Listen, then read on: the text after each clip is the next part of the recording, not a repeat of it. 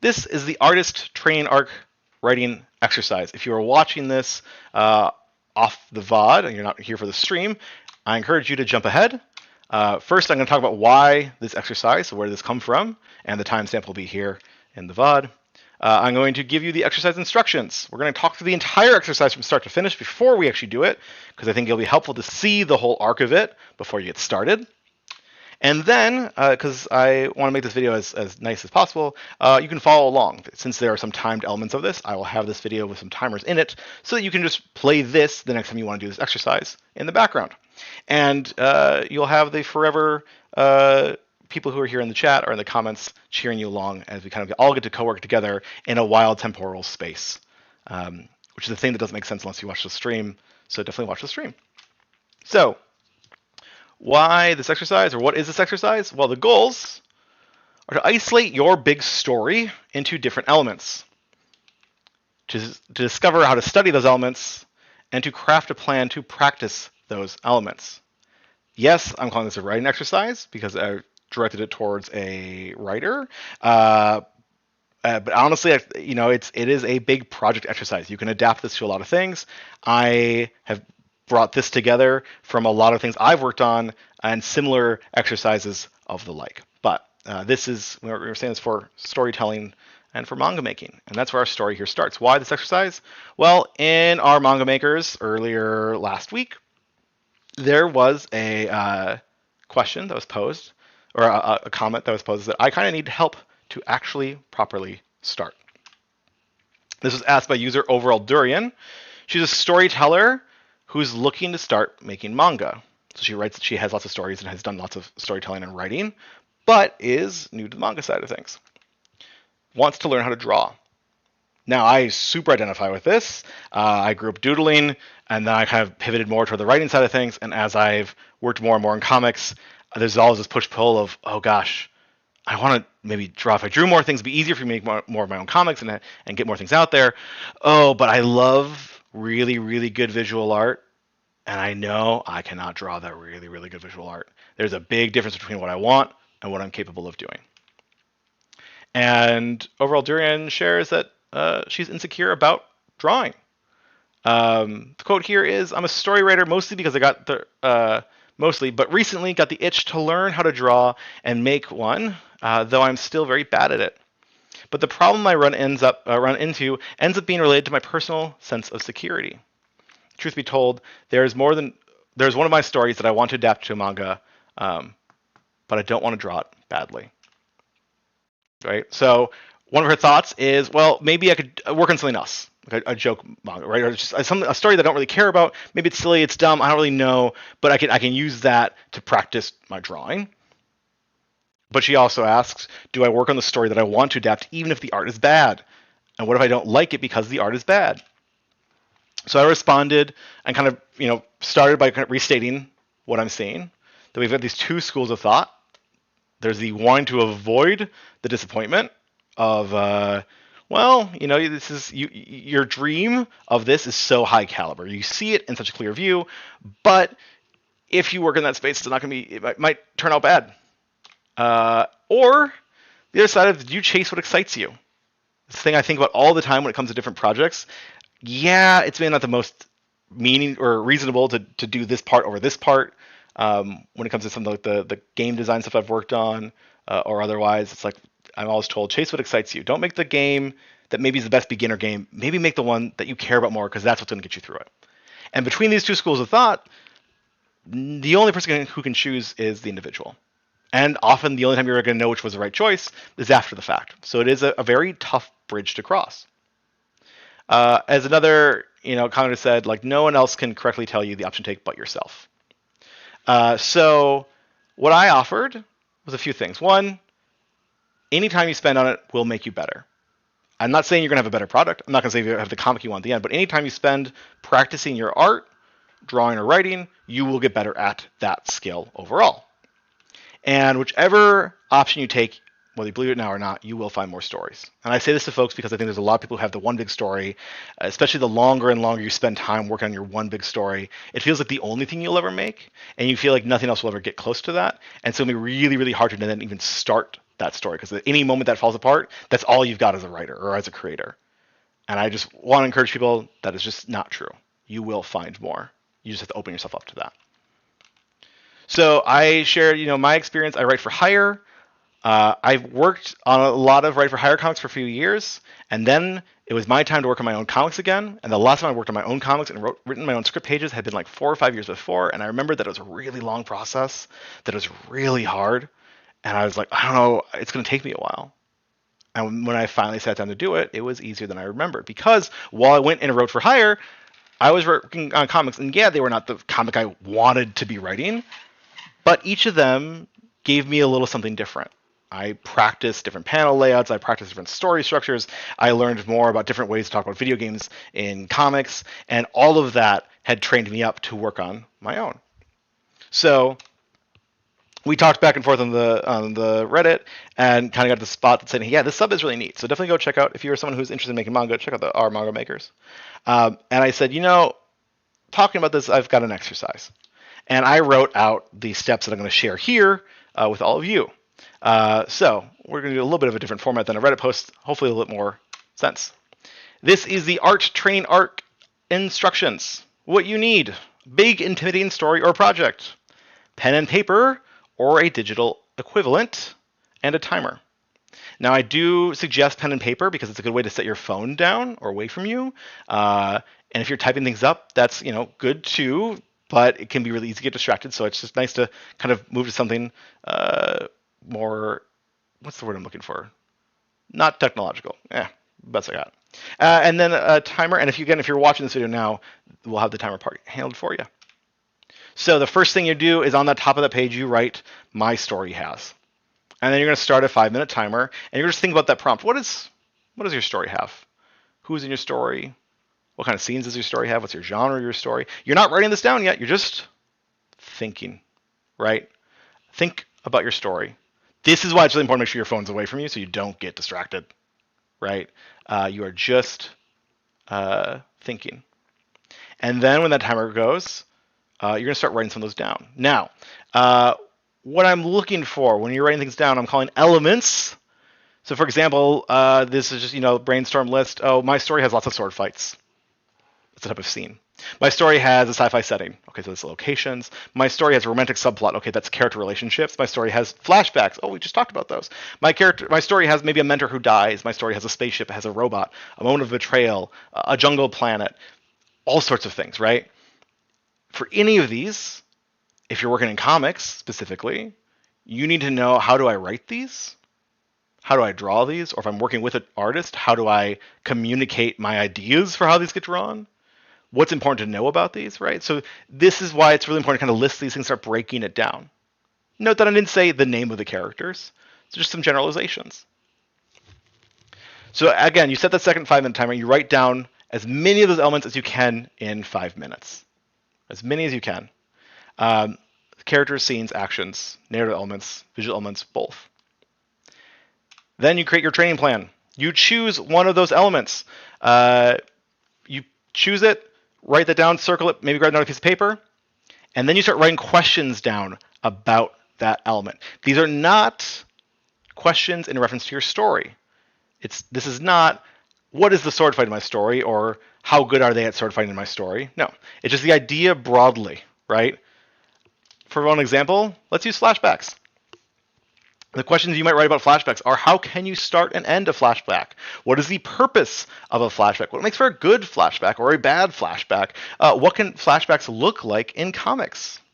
Thinking about the panels, the gutters, the line weight, the color, the character design, the word balloon choices, things we just talked about today, right? Any of these, you want to just be able to split that down into a handful of questions. And great, now you've got questions you probably don't know the answer to, or maybe you think you know the answer to, but you're not sure about all of them. Well, then you go seek wisdom. You read your favorite comics. You see what they do. You write it down. You read the comics you hate. You see what they do. You write it down. You take pictures. If they're yours, you scribble in them. Some of the work I do for this is simply me seeking wisdom as I put together these presentations. You search for articles, YouTube videos. You ask your comic-loving friends about it. You say, you go to the comic shop and say, hey, I'm working on some flashbacks in my comics. can you think of any good comics that have really good flashbacks? And they're going to take them with whatever they mean, right? However, whatever it means good to them, but it'll tell you something. You listen, you write that down, you take their advice, you go see the comics they do.